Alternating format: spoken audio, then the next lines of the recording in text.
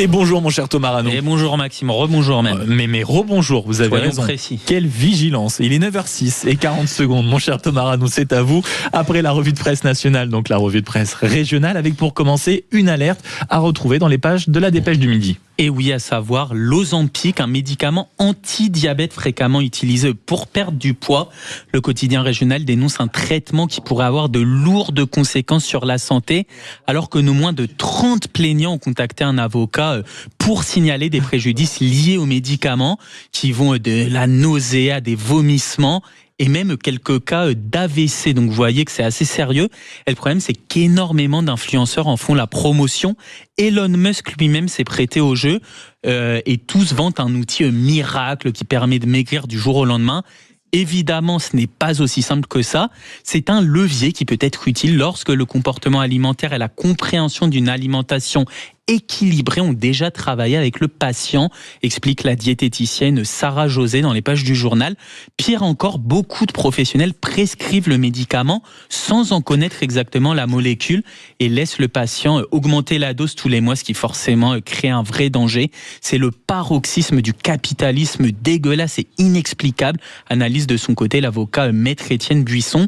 Une affaire qui relance en tout cas le débat sur l'encadrement de ces médicaments et sur les dérives possibles lorsqu'un traitement médical devient un produit tendance sur les réseaux sociaux et malheureusement c'est assez fréquent. Et autre sujet dont on parle ce matin dans la presse marseillaise, on en a parlé aussi bien avec Jules Boscherini dans le journal des sports que tout à l'heure dans le Sud Radio vous explique, c'est évidemment le nouveau président du club de l'Olympique de Marseille, Stéphane Richard. Bien sûr, l'OM repart de l'avant, titre La Provence, alors que le haut fonctionnaire a été officiellement intronisé hier par le propriétaire Franck McCourt lors de la victoire du club phocéen au Vélodrome face à Metz.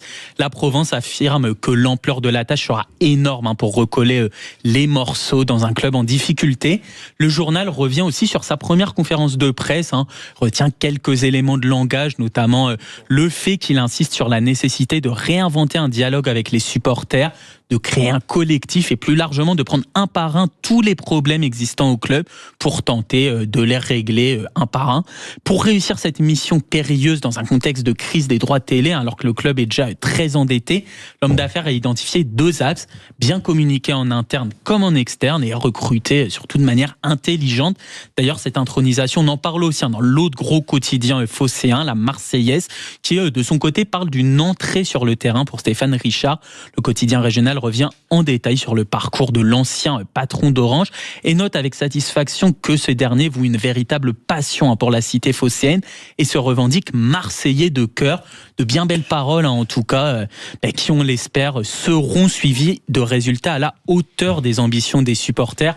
Et Dieu sait qu'elles sont sacrément élevées. Ça c'est sûr. Et pendant ce temps-là, Midi Libre se penche sur un tout autre sujet qui concerne, mais surtout qui inquiète énormément d'étudiants chaque année, c'est l'alternance. Bah oui, le quotidien nous parle d'un système qui grince, bien que très plébiscité, mais qui se heurte à la raréfaction de l'offre après la baisse des aides de l'État.